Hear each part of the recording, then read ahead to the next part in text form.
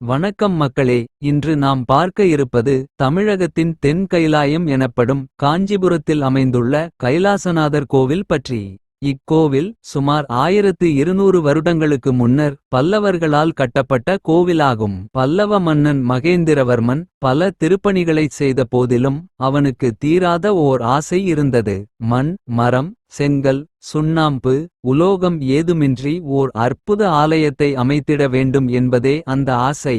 மகேந்திரவர்ம மன்னனின் பெருங்கனவினை அவனது மரபில் வந்த அரசன் ராஜசிம்மன் நிறைவேற்றினார். காஞ்சியில் கைலாய நாதரான சிவனுக்கு கோயில் ஒன்றை மிக அழகாக எழுப்பினார். இக்கோவிலின் அமைப்பு மாமல்லபுரத்தில் உள்ள சிற்பக் கோவில்களை ஒத்துள்ளது. சிங்கம் போன்றவன் என்ற பெருமை பெற்ற அரசன் ராஜசிம்மன் அதனைச் சுட்டிக்காட்டும் விதமாக கோயில் முழுவதையுமே சிங்கங்கள் தாங்கி நிற்பது போல காட்சியளிக்கிறது. இந்த கோயிலில் நாம் காணும் ஒவ்வொரு சிற்பமும் சிவபராக்கிரமத்தை வெளிப்படுத்தும்படி அமைந்துள்ளது. வேறு எந்த கோயிலிலும் பார்க்க முடியாத அளவிற்கு அழகிய சிற்பங்கள் கொண்ட சுவர்களை காணும் போதே வியப்பில் ஆழ்த்துகிறது. சிவபெருமானின் தோற்றங்களை அவனது பராக்கிரமங்களை நாயன்மார்கள் தங்கள் பாடல்களில் போற்றி பாடியுள்ள அத்தனை பாடல்களுக்கும் எடுத்துக்காட்டாக அமைந்துள்ளன. இக்கோயில் மணற்கற்களால் ஆனது. எனவே உள்ளூரில் மணல் கோயில் என்று அழைக்கப்படுகிறது.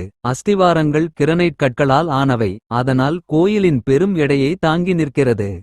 இவ்வாலயத்தின் தொன்மம் பூசலார் நாயனாருடன் சம்பந்தப்பட்டது.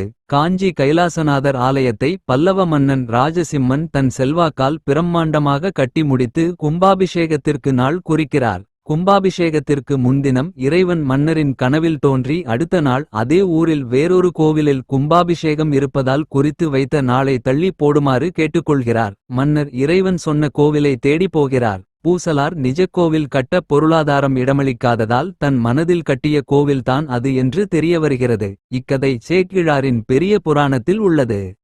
பழைய பகையை வைத்து காஞ்சி மீது படையெடுத்து ஊரை அழிக்க வந்த சாளுக்கிய மன்னன் இரண்டாம் விக்கிரமாதித்தன் இக்கோயிலின் அழகைக் கண்டு மனம் மாறி படையெடுப்பை நிறுத்தி கோவிலுக்கு தானங்கள் வழங்கிவிட்டு திரும்பி சென்றதாக கூறும் கல்வெட்டுகள் உள்ளன. காஞ்சி கைலாசநாதர் ஆலயத்தை பற்றி தொல்லியல் ஆய்வாளர் டாக்டர் ஆர். நாகசாமி கூறுகையில், தென்னிந்தியாவில் கற்களை இணைத்து கட்டப்பெற்ற முதல் ஆலயம் இது. தென்னிந்தியாவின் பழமை வாய்ந்த கற்கட்டுமானங்களில் ஒன்று. அதற்கு முந்தைய கோவில்கள் மரத்திலும் பாறைகளை குடைந்தும் மட்டுமே உருவாக்கப்பட்டது. இக்கோவில் கட்டுமானம் இப்போதும் பெரிய மாற்றங்களில்லாமல் அப்படியே நீடிக்கிறது. இந்த கோவிலை புரிந்து கொண்டால் ஒரு பாரம்பரிய இந்து ஆலயம் எப்படி இருக்க வேண்டும் என்ற புரிதல் கிடைத்துவிடும் என்கிறார் அவர். காஞ்சி கைலாசநாதர் ஆலயம் கிழக்கு நோக்கி அமைந்துள்ளது. பல்லவர்களின் கட்டுமானங்களில் காணப்படும் சிங்கமுக தூண்கள், சோமாஸ்கந்தர் சன்னதிகள் இக்கோவிலிலும் உள்ளன. யாழிகளின் மேல் வீரர்கள் அமர்ந்திருக்கும் வகையில் சிலைகள் இருக்கும் மதில் சுவர் அமைந்துள்ளது. திசை காட்டும் தேவர்கள், 12 ஆதித்யர்கள், 32 பாத தேவதைகள், ஏகாதச ருத்ரர்கள், பூத கணங்கள், விஷ்ணு வடிவங்கள், லட்சுமி, ஜேஷ்டாதேவி போன்ற தெய்வங்களுக்கு கோவிலில் சிற்பங்கள் உள்ளன. கோவிலுக்கு நேர் முன்னால் அழகிய நந்தி சிற்பம் உள்ளது. காஞ்சி கைலாசநாதர் ஆலயத்தை ஆலயங்களின் தொகுப்பு என்று சொல்லலாம். கோவிலின் வாசலில் 8 சிறு ஆலயங்களின் வரிசை உள்ளது. 2 ஆலயங்கள் தெற்கும் 6 ஆலயங்கள் வடக்கு திசையிலும் அமைந்துள்ளது. கருவறையை சுற்றி சந்தியா தாண்டவ மூர்த்தி, பிச்சாடனர், கங்காதரர் போன்ற சிற்பங்கள் உள்ள 9 அங்க ஆலயங்கள் உள்ளன. சுமார் 8 அடி உயர சிற்பம் நடுவில் நிற்க அதன் இருபுற சுவர்களில் அச்சிற்பம் சம்பந்தமான வேறு சிற்ப உருவங்கள் சூழ்ந்திருக்கும் அமைப்பில் உள்ளன. அங்க ஆலயங்களின் இடைவெளிகளிலும் சிற்பங்கள் உள்ளன. ஆலயத்தை சுற்றி பிரகாரத்தில் வரிசையாக 58 சிற்றாலயங்கள் உள்ளன. தெற்கு புற வரிசையில் மகிஷாசுரமர்த்தினி, சில விஷ்ணு திருக்கோலங்களின் கோவில்களுடன் 20க்கும் மேற்பட்ட சிவனின் அருள் பாலிக்கும் சிற்ப கோலக் கோவில்கள் உள்ளன. வடக்கு புறத்தில் சிவன் சம்ஹார மூர்த்தியாக இருக்கும் கோவில்கள். கிழக்கிலும் மேற்கிலும் சோமஸ்கந்த மூர்த்தி சிற்றாலயங்கள். சிற்றாலயங்களின் இடைவெளிகளில் சிற்பங்கள் உள்ளன. பார்வதியை 30க்கும் மேற்பட்ட கோலங்களில் இங்கே காணலாம். ஒவ்வொரு சிற்றாலயத்தின் பின்புறமுள்ள சிறு அறைகளில் அழிந்த நிலையில் ஓவியங்கள் காணப்படுகின்றன. சுற்றுப்பாதை தொடங்கும் போது இடதுபுறம் உள்ள சிற்றாலயத்தில் மகிஷாசுரமர்த்தினி சிற்பம் உள்ளது. மகிஷனை அழித்து முடித்து வெற்றி தரும் ஆணவ புன்னகையுடன் சிம்மத்தின் மேல் ஒரு காலை தூக்கி வைத்து ஊர்த்துவ ஜானு கோலத்தில் நிற்கும் தோற்றம். இடது கையில் வில், வலது கை ஊருஹஸ்தம், மற்ற கைகளில் ஆயுதங்கள். சிம்மத்தின் மீது அமர்ந்த நிலையில் இருக்கும் மகிஷாசுரமர்த்தினி சிற்பமும் இக்கோயிலில் உள்ளது. ஆலயக் கருவறையின் இடதுபுறம் உப ஆலயங்களின் இடைவெளியில் தட்சிணாமூர்த்தியின் சிற்பம் அமைந்துள்ளது. மரத்தடியில் குருவாக தட்சிணாமூர்த்தி அமர்ந்திருக்க, தரையில் இருக்கும் இரு மான்களில் ஒன்றும் மற்றொரு பாம்பும் தட்சிணாமூர்த்தியை நோக்கி தலை உயர்த்திய நிலையில் இருக்கின்றன. மேலே கிண்ணறர்கள் இருக்கிறார்கள். கீழே யானை அமர்ந்திருக்கிறது. அமைதியான சிங்கங்கள், குருவிடம் பாடம் கேட்கும் மாணவன் சிற்பங்கள், தாமரை மொட்டுகள் இருபுறமும் அமைந்துள்ளன. தட்சிணாமூர்த்தியின் தலைக்கு மேலே விநாயகர் மற்றும் மகர தோரணங்கள் உள்ளன. ஆபத்தான விலங்குகள் மாணவர்களாக குருவை சுற்றி அமர்ந்திருக்கும் அமைதியை உணர்த்தும் சிற்பம். இதற்கு அழகு கூட்டுவதே இருபுறமும் இருக்கும் யாழிகள் தான். கோவிலின் கருவறை பின்புறத்தில் சிவனுக்கும் பார்வதிக்கும் நடந்த நடன யுத்தத்தின் காட்சி ஒன்று சிற்பமாக வடிவமைக்கப்பட்டுள்ளது. சிவபெருமான் நடனம் ஆடிக்கொண்டிருக்கும் போது காதிலிருந்து விழுந்த தங்கக் காதணியை காலால் எடுத்து காதில் மாட்டும் காட்சி இது.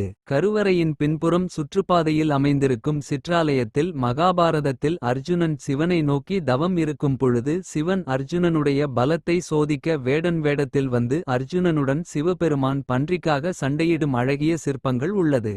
காஞ்சி கைலாசநாதர் ஆலய சுற்றுப்பாதையில் உள்ள சிற்றாலய அறைச்சுவர்களில் அழிந்த நிலையில் ஓவியங்கள் உள்ளதை பிரெஞ்சு தொல்லியலாளர் ஜூவே தூப்ரேல் முதன்முதலில் கண்டறிந்தார். தொல்லியல் துறையின் வேதியியலாளர் எஸ் பரமசிவன் கோவில் நிர்வாகிகளால் வெள்ளை அடித்து மறைக்கப்பட்ட எஞ்சிய ஓவியங்களை 1936 முதல் 1940 வரை பெருமுயற்சி எடுத்து வெளிக்கொணர்ந்தார். இவ்வோவியங்கள் யாவும் இக்கோவிலை கட்டிய ராஜசிம்மன் காலத்தை சேர்ந்ததாக தெரிகிறது. பின்னர் வந்த ஆட்சியாளர்களும் அதற்கு மேல் வரைந்திருக்கலாம். 9, 11 மற்றும் 23வது அறைகளில் சிவ உருவங்களின் தடயங்கள் உள்ளன.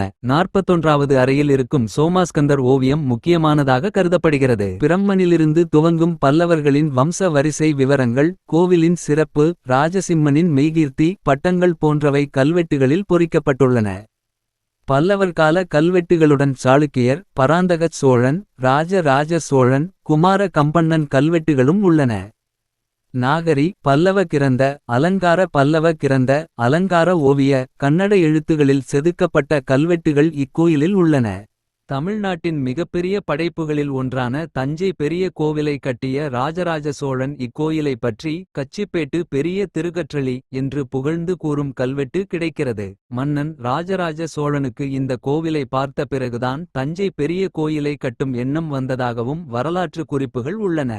வரலாற்று சிறப்புமிக்க தளங்களுக்கு செல்லும் பொழுது அந்த இடத்தின் வரலாற்றுச் செய்திகளை தெரிந்து கொண்டு சென்றால் நம்முடைய ரசிக்கும் திறனும் முன்னோர்களின் கலை படைப்பின் மீது நமது பார்வையும் வேறு கோணத்தில் தெரியும். இது போன்ற சிறப்புமிக்க இடங்களின் வரலாற்றை பற்றி தெரிந்து கொள்ள டைம் டு டிராவல் சேனலை சப்ஸ்கிரைப் செய்து கொள்ளுங்கள்.